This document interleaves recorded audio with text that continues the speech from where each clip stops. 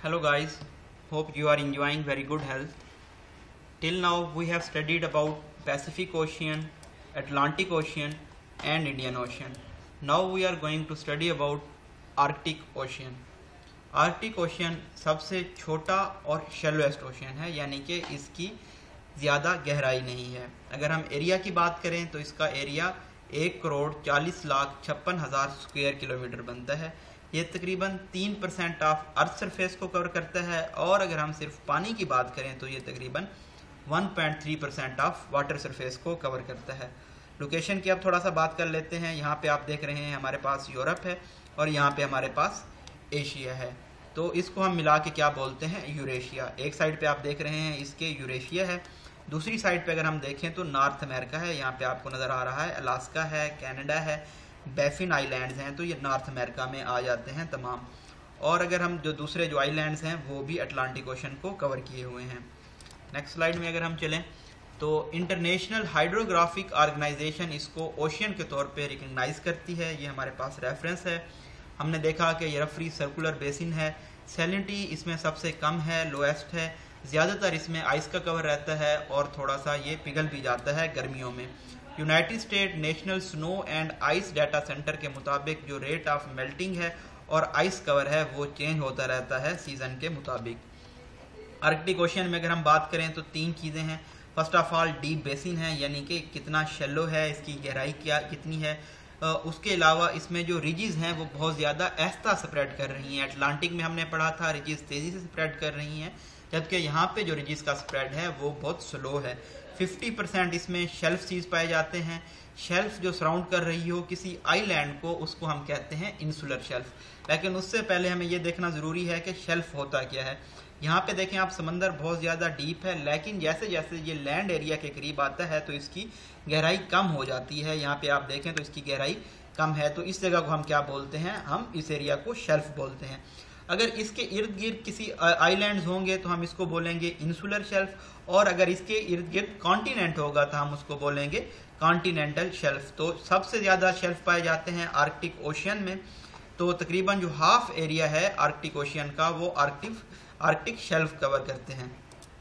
Arctic ocean की जो average depth है वो 1038 मीटर है, और सबसे जो डीपेस्ट पॉइंट है वो है जी मोलिडीप। यहाँ पे आप देख सकते हैं, यहाँ पे ये मोलिडीप पॉइंट है, ये फ्रैम स्टेट पे पाया जाता है। ये जो स्टेट है इसको हम बोलते हैं फ्रैम स्टेट, ये ग्रीनलैंड सी में मौजूद है।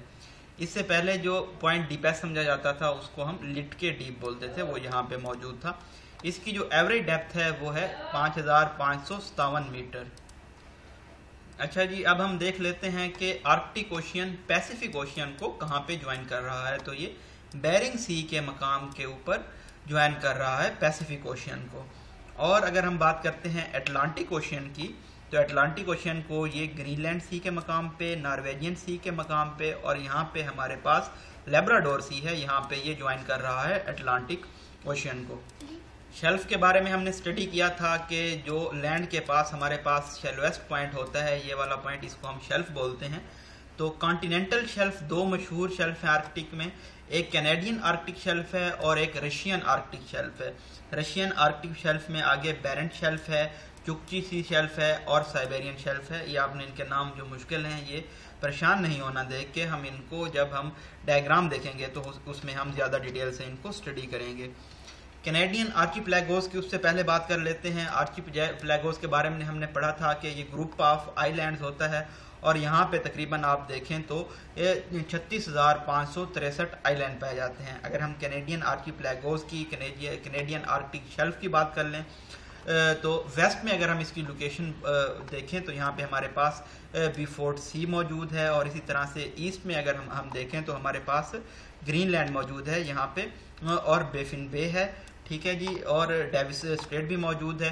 साउथ में अगर हम लोकेशन की बात करें तो हमारे पास यहाँ पे हुडसन बे मौजूद है, स्ट्रेट मौजूद है, और कैनेडियन मेनलैंड है। और इसी तरह से अगर हम नॉर्थ की बात करें तो यहाँ पे हमारे पास एल्समेयर आइलैंड मौजूद है। ये तमाम चीज़ें कवर कर रही हैं कैनेडियन आर्कटिक शेल्फ को, ठीक है जी। हमने इसकी लोकेशन को देख लिया।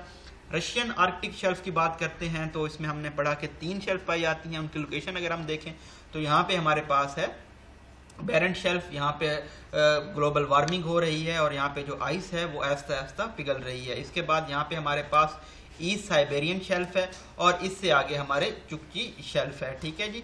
साइबेरियन शेल्फ जो है ये लार्जेस्ट शेल्फ है दुनिया की, यहाँ पे ऑयल और गैस के रिजर्व पाए जाते हैं। चुक्ची शेल्फ को अगर आप ये देखें तो यहाँ पे ये बॉर्डर है यूएसए के दरमियान और रशिया के दरमियान। ठीक है जी। इसको मैरीटाइम बाउंड्री लाइन के तहत, ये एग्रीमेंट के तहत चुक्ची शेल्फ को बॉर्डर तस्लीम किया गया था अलास्का, यूएसए और रशिया के दरमियान। अब हम आर्कटिक ओशन में कुछ रीजस की बात कर लेते हैं। एक मरतबा फिर से आपको बता दूं, रीजस हमने थोड़ा सा डिटेल में भी पहले स्टडी किए हैं। जब जो टेक्टोनिक प्लेट्स हैं वो डाइवर्ज होती हैं, एक दूसरे से दूर जाती हैं, तो उनके अंदर से मैग्मा लावा निकलता है और वो माउंटेन्स बना देता है छोटे छोटे ओशन के अंदर, तो उनको हम रिजस बोलते हैं। ठीक है जी। जो फर्स्ट रिज है इसमें वो है हमारे पास लेमनोसोव रिज। लेमनोसोव जो रिज है ये 1800 किलोमीटर लॉन्ग है।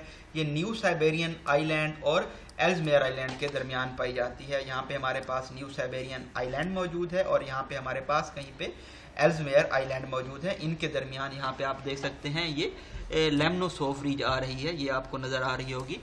ठीक है जी। यूरेशियन बेसिन जो है इसको बाउंड करता है एक तरफ से, आप अगर देखें। अच्छा, यहाँ पे लेमनोसोव जो रिज है ये दो हिस्सों में डिवाइड कर रही है बेसिन को। ठीक है जी।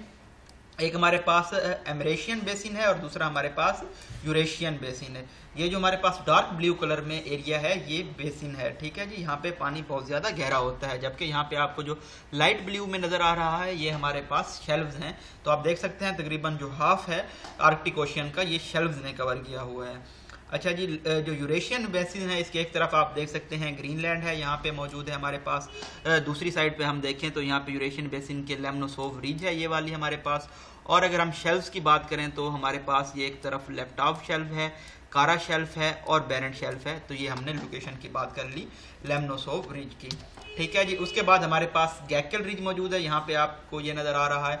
गैकल रिज की खास बात यह है कि ये यूरेशियन बेसिन को दो हिस्सों में डिवाइड करती है। एक को हम एमेंडसन बेसिन बोलते हैं जो कि डीपेस्ट पार्ट है, यहाँ पे नॉर्थ पोल भी पाया जाता है, और इधर जो दूसरा पार्ट है इसको हम नैनसन बेसिन बोलते हैं। और जो तीसरी रिज है हमारे पास वो हमारे पास अल्फा रिज है, और ये रिज मशहूर है वोल्केनिक, यहाँ पे वोल्केनोज बहुत ज्यादा पाए जाते हैं।